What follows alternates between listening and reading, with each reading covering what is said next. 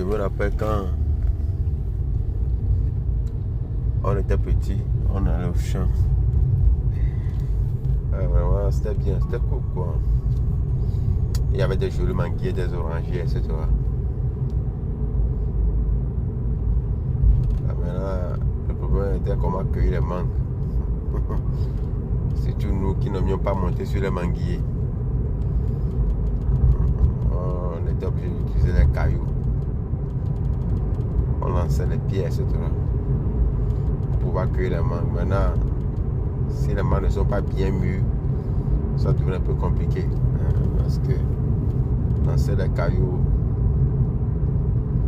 aux mangues non mûres, voilà, comment les cueillir alors que tu as faim. Au moment, si tu veux avoir le courage, prendre tes courage à deux, mais maintenant pour monter sur l'arbre, il y a aussi des insectes, voilà, qui vont te régler le compte, ils vont te dire hey, mon cher ami, avant de monter là, il faut réfléchir deux fois. Voilà, on ne nous approche pas comme ça. Voilà, c'est ce qui se passe aussi en entrepreneuriat. En entrepreneuriat, il y a deux sortes d'événements qui surviennent, qu'on appelle des contingences. Il y a des contingences externes, il y a des contingences internes. Les contingences internes, ce sont les événements qui pourront être contrôlés par l'entrepreneur. C'est souvent sa capacité financière, l'autonomie financière dont il dispose, le personnel qui pourra allouer à son projet, les fournisseurs, les investisseurs, les compétences dont il a besoin lui-même en tant qu'entrepreneur pour pouvoir réussir dans son projet. Ça, ce sont des compétences, ce sont des contingences internes qui pourront très facilement être contrôlées par l'entrepreneur. C'est comme le manguier. Voilà, ça dépendra maintenant de vous. Si vous avez une acuité visuelle, voilà, très pointue. Si vous êtes à droit, assez pour pouvoir lancer les pieds, ou bien sûr vous avez le courage de monter sur l'arbre. Ce sont des contingences internes qui dépendent de vous et que vous pouvez contrôler vous-même à chaque fois. Ça dépend de vous. Maintenant, de l'autre côté, il y a des contingences externes que l'entrepreneur ne pourra pas contrôler. Voilà, les gens oublient ça souvent. C'est pourquoi si les gens échouent souvent en entreprise, ils ne savent pas comment ça s'est passé. Ils vont se dire non, j'ai essayé ceci, j'ai essayé cela. Les contingences externes, tu ne pourras pas les contrôler. Ce sont souvent des lois votées par les parlementaires. Voilà, si tu investis dans un pays et puis on vote une loi contre tes produits, voilà, tu ne pourras rien faire. Tu pourras justement pleurer et puis arrêter de produire. Ou soit le gouvernement prend une décision contre la production de tes, ou bien contre ton projet dans le pays où tu veux investir, tu ne pourras aussi rien faire. Ou bien ton fournisseur, le seul fournisseur ou bien les deux fournisseurs dont tu disposes, ils sont peut-être en rupture de stock, ils ont eu des difficultés, voilà, ils n'ont pas pu te fournir. Tu seras aussi dans ce cas-là obligé de produire, obligé de cesser de produire. Bref, tout ça, c'est vraiment la situation des conditions externes que tu ne pourras pas contrôler. Tu es comme le manguier aussi. Voilà, tu ne pourras pas forcer le manguier ou bien les mangues d'être mûrs.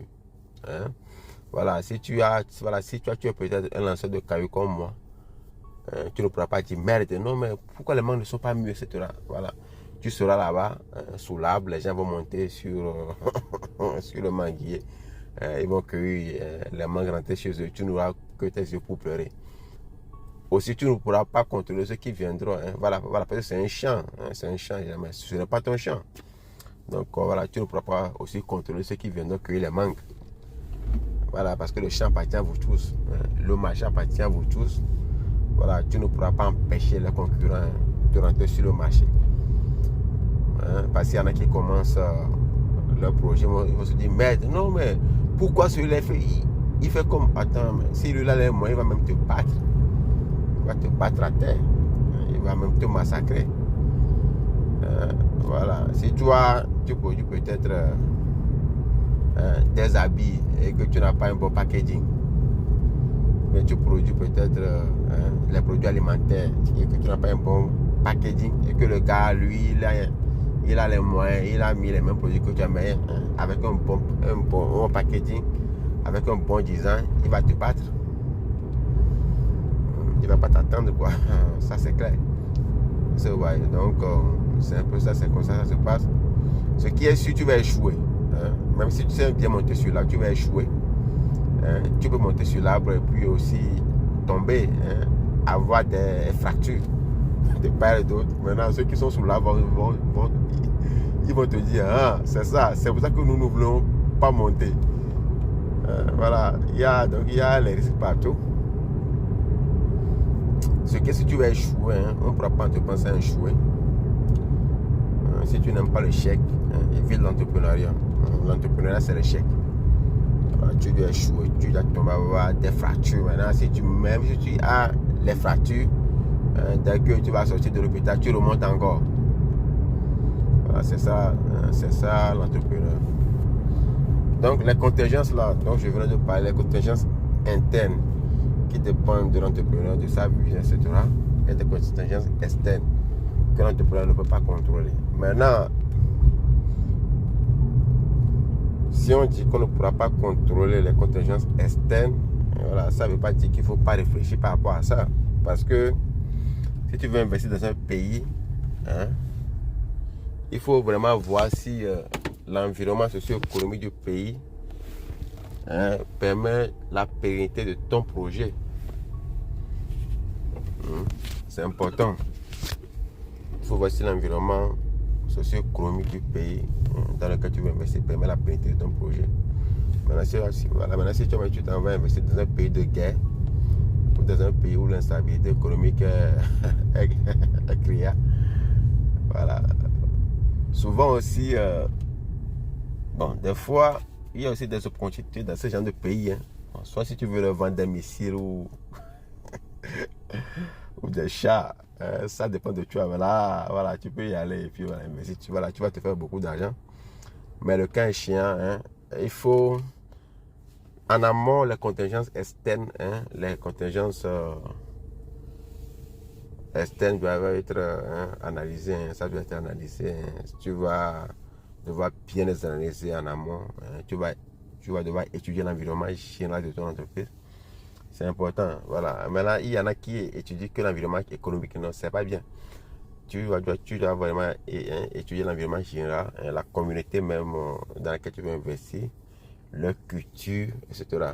Voilà. Maintenant, si tu veux aller vendre de la bière ou bien du vin dans une communauté purement musulmane, ça dépend de toi. Donc, c'est important de tenir compte de ces environnements-là pour pouvoir le suivre dans son projet. Les contingences internes et les contingences externes sont des éléments très importants à prendre en considération si nous voulons lancer notre business. C'est très important. Voilà, pour ne pas trop pleurer après. Mais ce qui est sûr, tu vas pleurer. Mais si tu étudies bien ces deux aspects-là, ça va pouvoir minimiser tes pleurs. Voilà, même si tu vas devoir pleurer, tu vas te consoler après. Tu ne vas pas trop pleurer.